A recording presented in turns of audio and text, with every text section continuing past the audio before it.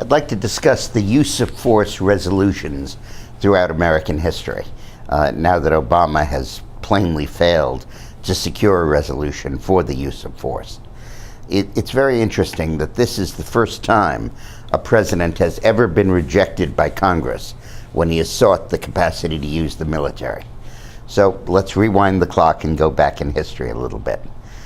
In the American Revolution, it was Congress itself that initiated the war with the Declaration of Independence. So there was never a question of Congress not authorizing it. There was no executive.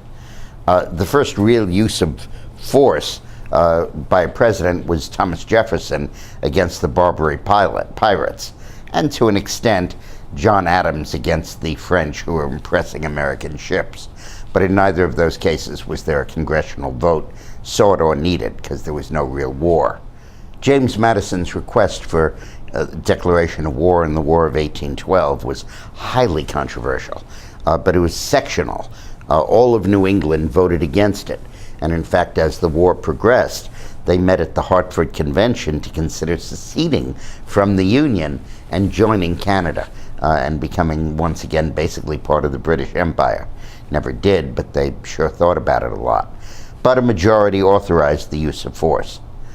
The most hotly contested discussion about use of force was James K. Polk's request for the Mexican War. At the time, there were two political parties, the Democrats, who dominated much of the North and all of the South, and the Whigs, who had strength in both regions but were basically a Northern party. And the Whigs, led in part by Congressman Abraham Lincoln, opposed the use of force, opposed the Mexican War, because they saw it as an effort by Polk, who's a Southerner from Tennessee, to expand the Union and create all kinds of new slave states that would be admitted to the Union and upset the balance of power between free and slave states. Polk said, this is 1848, 12 years before the Civil War, you gotta be kidding. I'm not trying to get slave states, I'm trying to double the size of the United States of America.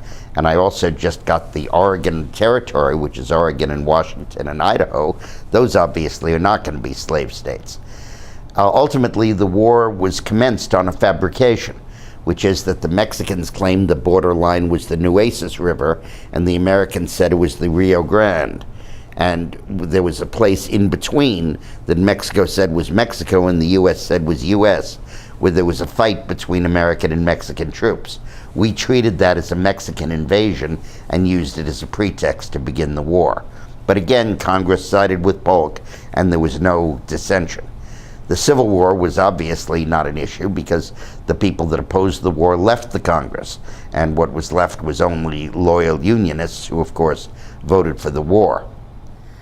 The Spanish-American War was the next time force was used, when President McKinley requested authorization to go to war.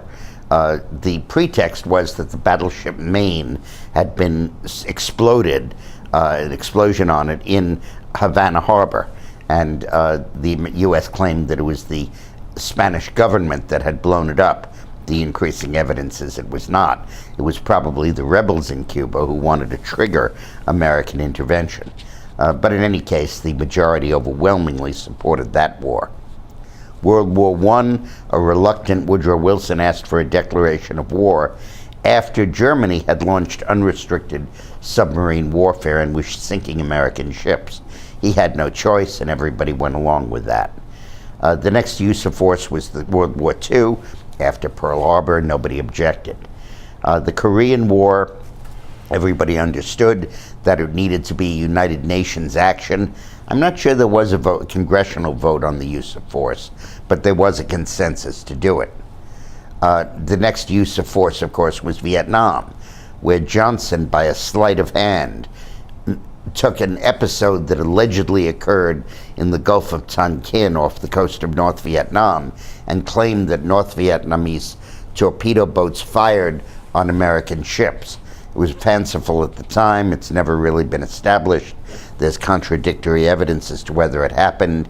And in any case, Johnson used that limited grant of authority to justify the entire Vietnam War.